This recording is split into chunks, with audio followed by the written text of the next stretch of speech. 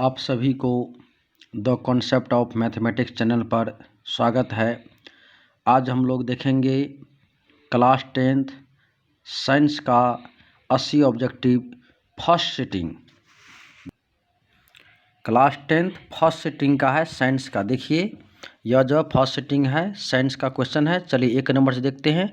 80 question हम लोग देखेंगे। प्रयास किया गया सभी क्वेश्चन सही यहाँ पर बताने का। चलिए 1 नंबर में क्या है देखिए। 1 में क्वेश्चन है यहाँ पर देखिए। 1 में है निम्नलिखित में से किस से रंध्र के छिद्र घिरे रहते हैं। तो इसका आंसर होगा गॉड कोशिका से। क्या होगा इसका आंसर? गॉड कोशिका। इसके बाद चलिए 2 में है कौन सी गैस श्वसन क्रिया में मुक्त होती है। तो श्वसन में जो मुक्त होती है वो होगा CO2 यानी कार्बन डाइऑक्साइड। चलिए 3 का देखिए। 3 में है निम्न में किस रंग की प्रकाश किरण प्रकाश संश्लेषण के लिए सबसे ज़्यादा प्रभावी है। तो इसका आंसर होगा हरा। क्या होगा इसका आंसर? हरा होगा। इसके बाद 4 में देखिए ग्लूकोज के पूर्ण ऑक्सीकरण से क्या मुक्त होता है। कार्बन डाइऑक्साइड, ऊर्जा, H2O यानी जल। तो सभी होगा इसका। क्या होगा? सभी। चलिए 6 नंबर में। 6 में देखिए कह रहा है कोशिका झिल्ली किस प्रकार की झिल्ली है। तो अर्धपारगम्य झिल्ली। कौन झिल्ली है? अर्धपारगम्य झिल्ली है। 6 में पूछ रहा है ATP का फुल फॉर्म एडिनोसाइन ट्राइफॉस्फेट होगा।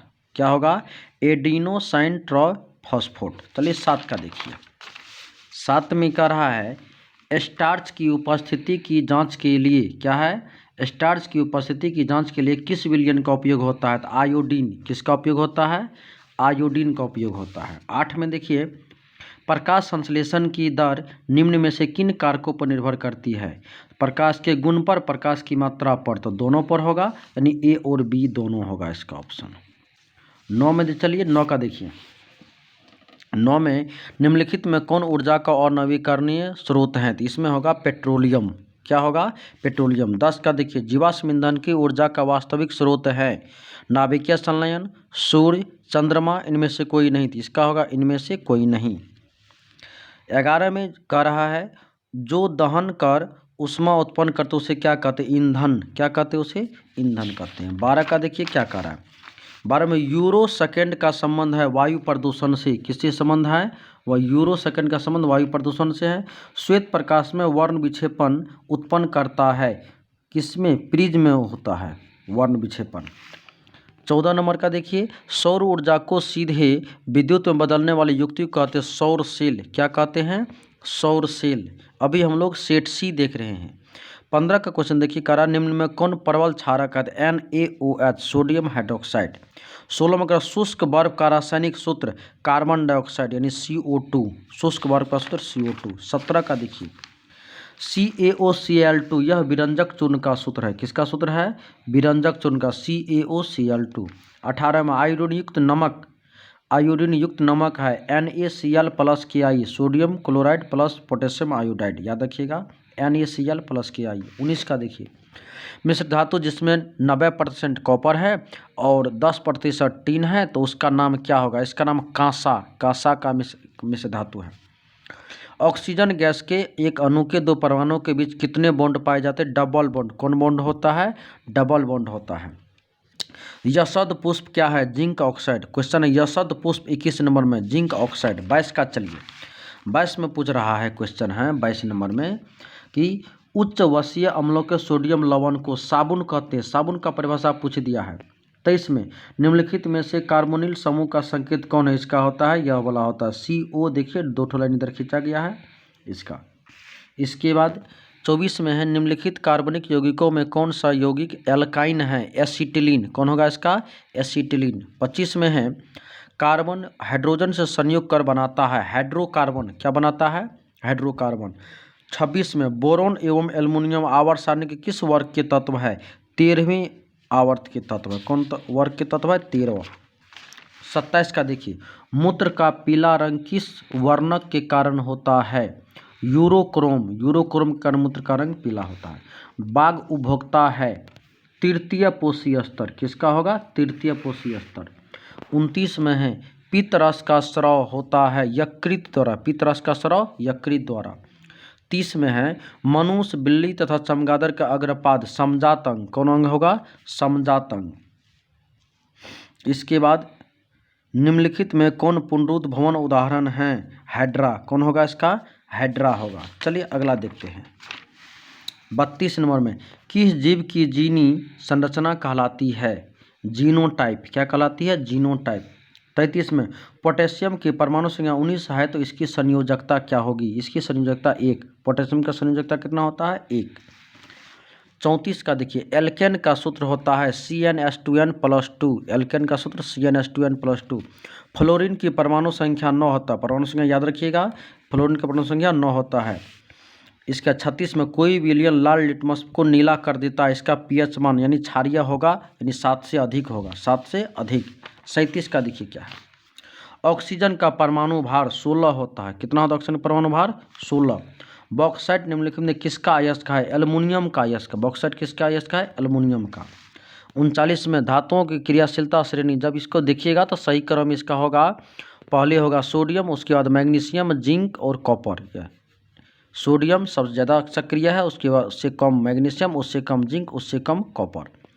40 में कह रहा है कि Fe2O3+2Al, Al2O3+2Fe, ये जो है विस्थापन अभिक्रिया, देखिए ना ये इसके विस्थापित कर रहा है, तो इसको कौन अभिक्रिया है? यह विस्थापन अभिक्रिया। 41 का देखिएगा, 41 में है किस दर्पण की फोकस दूरी चिन्हों के परिपाटी के अनुसार ऋणात्मक मानी जाती है? तो अवतल दर्पण। कौन दर्पण होगा?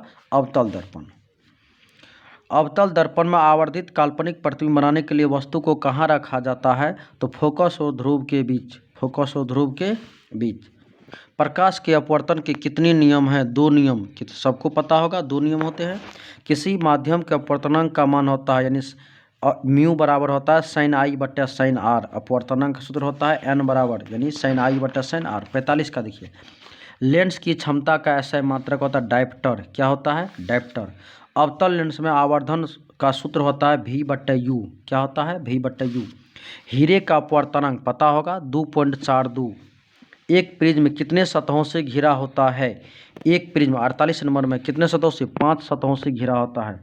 अभिक्रिया जिसमें आयनों का आदान प्रदान होता है उसे कहते द्विविस्थापन अभिक्रिया। कौन अभिक्रिया कहते हैं? द्विविस्थापन। चलिए 50 का देखिए, निम्नलिखित में कौन संतुलित नहीं है? याद रखिएगा, लेड नाइट्रेट जो है सो लेड ऑक्साइड, नाइट्रोजन ऑक्साइड और ऑक्सीजन बन रहा है, यह संतुलित नहीं है।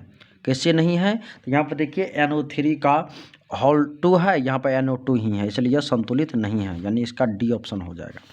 51 में किसी भी उदासीन विलयन का pH मान, उदासीन विलयन का pH मान 7 होता है। 52 में देखिए, कौन प्राकृतिक सूचक है? तो हल्दी। कौन होगा? हल्दी होगा। धोबिया सोडा का रसायन यानी धोने वाला सोडा का Na2CO3 × 10H2O। 54 में कौन विजातीय है यानी कौन अलग है? संगमरमर। खरिया, चूना, प्लास्टर ऑफ, तीनों एक है, संगमरमर अलग है, इसका कौन आंसर हो जाएगा? संगमरमर। 55 का चलिए, सबसे कठोर प्राकृतिक पदार्थ है हीरा। सबसे कठोर कौन है? हीरा है। निम्न में कौन सा आयन लाल लिटमस को नीला कर सकता है? तो OH यानी हाइड्रोक्साइड आयन, OH। 57 में निम्नलिखित में से किस लेंस को अपसारी लेंस कहते हैं? अवतल लेंस। कौन लेंस को? अवतल। दृश्य प्रकाश में किस वर्ण का तरंगदैर्घ्य सबसे अधिकतम होता है? तो लाल रंग। किसका होता है? लाल रंग का तरंगदैर्घ्य सबसे अधिक होता है। 59 का देखिए, प्रतिरोध का मान बढ़ाने के लिए प्रतिरोध जोड़ना चाहिए पार्श्व क्रम में यानी कि सीरीज क्रम। किस उपकरण में धन और ऋण यानी प्लस माइनस का चिन्ह नहीं होता? कुंडली में। किसमें नहीं होता? कुंडली में। एक अभिसारी किरणपुंज समतल दर्पण पर आपतित होती है, परावर्तित किरणपुंज अभिसारी। क्या होगा इसका आंसर? अभिसारी इसका होगा। इसके 62 में चुंबकीय फ्लक्स का SI मात्रक वेबर होता है। चुंबकीय फ्लक्स का SI मात्रक वेबर। 63 में एक एमीटर के 0 तथा 2 एम्पीयर अंकों के बीच 20 विभाग है, तो एमीटर के अल्पतमांक क्या होगा? तो इसका जब निकालिएगा तो 0.1 आएगा, 0.1।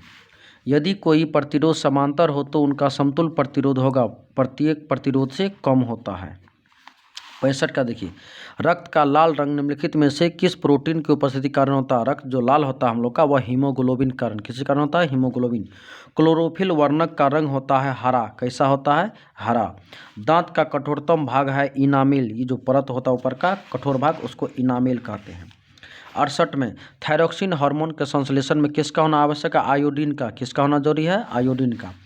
अपघटक का उदाहरण कवक अपघटक है, कवक होगा अपघटक का उदाहरण। 70 में पृथ्वी पर ऊर्जा का मुख्य स्रोत है सूर्य।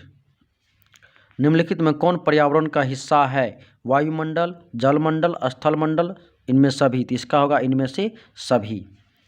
एक वन पारिस्थितिकी तंत्र में कितने पोषीय स्तर होते हैं? 3। कितना होते हैं? 3। चलिए 73 का देखते हैं। फल पकाने वाला हार्मोन है एथिलीन। कौन होगा? एथिलीन। गोबर छत्ता है एक मृत जीवी। क्या होगा यह? मृत जीवी। 75 में देखिए ओजोन का आणविक सूत्र O3। ओजोन का सूत्र होता है O3। कवक में पोषण की विधि है मृत जीवी। कवक किस प्रकार का पोषण है? मृत जीवी पोषण का उदाहरण है। 77 में देखिए पारिस्थितिक तंत्र में ऊर्जा का प्रवाह होता है एक दिशीय। मानव हृदय में कितने कोष्ठक पाए जाते हैं? 4। कितने कोष्ठक पाए जाते हैं? 4। विकासीय दृष्टिकोण से हमारी किस अधिक समानता है? यानी चिंपैंजी। क्या होगा? चिंपैंजी। दूध से दही बनने में कौन सी अभिक्रिया होती है? किण्वन। क्या होता है? किण्वन। इस प्रकार से हम लोग देखें 80 ऑब्जेक्टिव प्रयास किया गया आपको सही उत्तर दे। फिर भी अगर कोई गलत होगा तो आप लोग कमेंट में जरूर बताइएगा। आप अभी देख रहे हैं the concept of mathematics channel. आप लोग का अच्छा होगा तो सब्सक्राइब जरूर कीजिएगा। धन्यवाद।